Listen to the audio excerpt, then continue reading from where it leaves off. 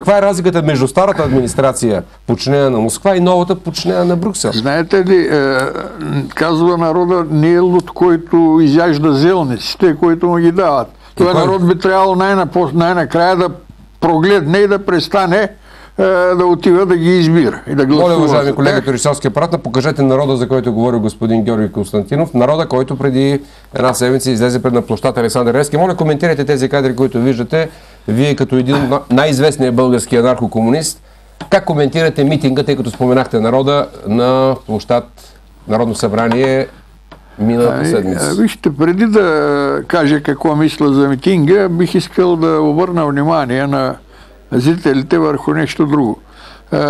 Това е световната криза, която е нещо много сериозно и която управляващите в целия свят чувстват сериозността и вземат всички предохранителни мерки, които в някои отношения биха могли да се наричат превентивна контрреволюция. Полицейщина? Или... Не само полицейщина. Цялата политика, която зад паравана на борба с тероризма вкарва в политиката на всяка една от тия страни и полицейщина, и ограничаване това, на което права, виждате сега, превентивна контрреволюция ли е? Вижте, те дори не реагират на провокациите на тези разюздани 50 души са, няма и 50 човека. Вижте, това би трябвало до сега да има достатъчно ясни отговори на въпроса кои са тия момчета и кой ги е довел. Които опоръчиха протеста. Аз не изключвам, ще говорим и за протеста, аз не изключвам възможността тези, които са от едната страна и другите, които ги провокират, в крайна сметка да са манипулирани и употребени от един и същи център. Кой е той? Властта би могла да направи това. Тя командва полицията, но би могла да манипулира и вкара в акция и тия провокатори. А що се касае до протеста, ако видите развитието му, пък и състава му и исканията му, той също е смешен.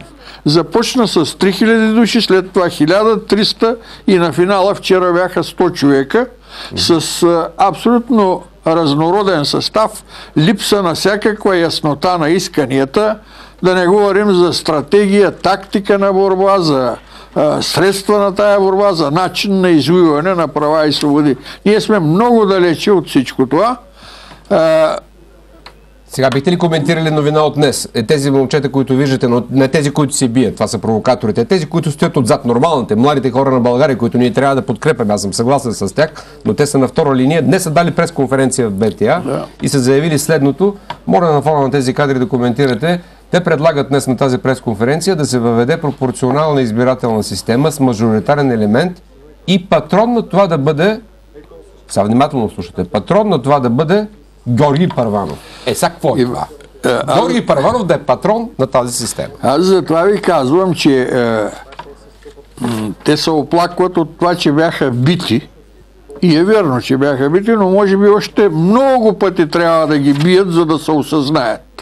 Аристотел казал, на роба е необходимо робство, за да се осъзнае. Не, те с основание искат оставката на вътрешния министър Миков, който е отговорен за това. Нито оставката на вътрешния министър, нито мажоритарните или пропорционални избори могат да решат проблемите на България. Как могат да искат? 20 години се изредиха, не знам вече колко правителства и колко парламента. Ако не им е ясно на тия млади хора какъв е резултата, значи тая игра трябва да продължава. Очевидно не им е ясно, тъй като искат главният архитект на престъпното тройно правителство да бъде, подчертавам, цитирам, патрон на инициативата за въвеждане на пропорционална система, обаче веднага еколозите са скочили, прави им чест, еколозите на пресконференцията са скочили и са се скарали на пресконференцията и са казали, че Първанов няма моралното право да е такъв патрон, тъй като той е уличен в убийство на защитени животни в Узбекистан и е по същество убиец. Дали, ама ако щете, и това е смешно. Това ли е проблема на България, че Първанов убил някакво добичие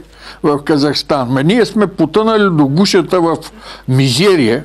Добре, това не е ли морален проблем да убиеш защитено животно? Козел, защитен от Зелената книга в света, това не е ли екзекуция? Не е ли... Добре, това е морален проблем, но не е ли морален проблем това, че от 9 милиона станахме 6? Прав сте. И този проблем, мисля, че е безкрайно по-тежък от убития козел. Ама ние станахме 6, тъй като ни управляват такива хора, които се държат по този начин с животните, както с хората. Да, но първо започна с хората. Нали? Убийство на козела е днеска, а от 20 години става другото. От 20 години 1 милион не се родиха, или се родиха по-малко, 1 милион умряха от болести, и 1 милион напуснаха страната и още 1 милион се готви да я напуснат. Тук съм напълно съгласен с вас, господин. Така че тия проблеми са според мен много по-важни, много по-тежки. Те биха трябвало да съберат вниманието и силите на народа, ако той иска да оцелее. Ето вижте сега. Едно изключително пасивно гласуване на въпроса: искате ли сметки да се отчитат? За ли сте 3-месечното отчитане? Разбира се, 70% са против, но страшно пасивно гласуване. Бройките са много малко, няколко стотин само, което е много малко, което означава, че хората са пасивни. Тоест, те са доволни от 3-месечното отчитане. Да. И има още нещо. Да. Проблема в отчитането ли е, дали ще е, даже и всеки ден да е. Това не е проблем, да. При тия цени, това е повече от геноцид. Защото за това, което е от първа необходимост, отопление, електричество, вода и телефон, една средна заплата отива в един среден апартамент. Средна? Минимум средна заплата. Да. Минимум средна. Да. Какво значи това?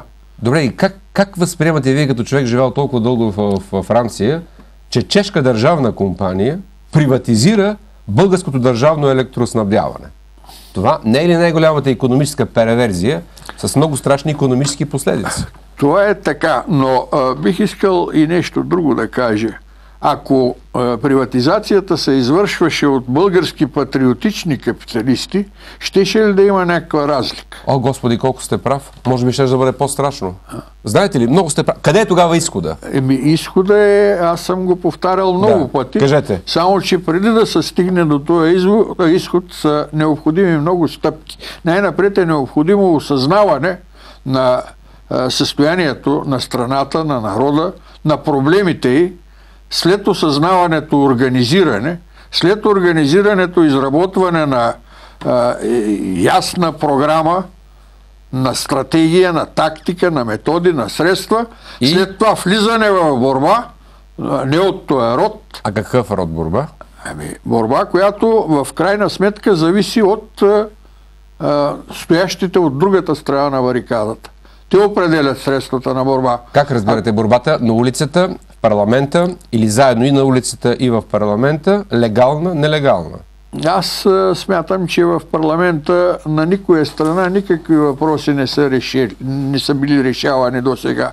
Ако парламента приема закони в полза на народа, това се дължи само на натиск на народа върху парламента. Вие сте за уличния натиск, който трябва да демократизира системата. И, разбира се, уличен натиск е един от елементите. Има стачки, има демонстрации, има протести, има съпротива, която има най-различни лица. И ако отсреща повтарят това, на което бяхме свидетели, и бият, сигурно битите ще намерят начин да отговорят. В такъв случай вие може би намирате думи за оправдание на действието на тези 50 момчета, които провокираха полицията. Имате ли думи, с които се опитвате да разберете техните действия? Тези момчета, аз ви казах, аз имам мнение, но мнението не мога да го аргументирам с факти. Трябва само това да ви кажа, че бях предупреден 2 дена преди първия ден на демонстрациите,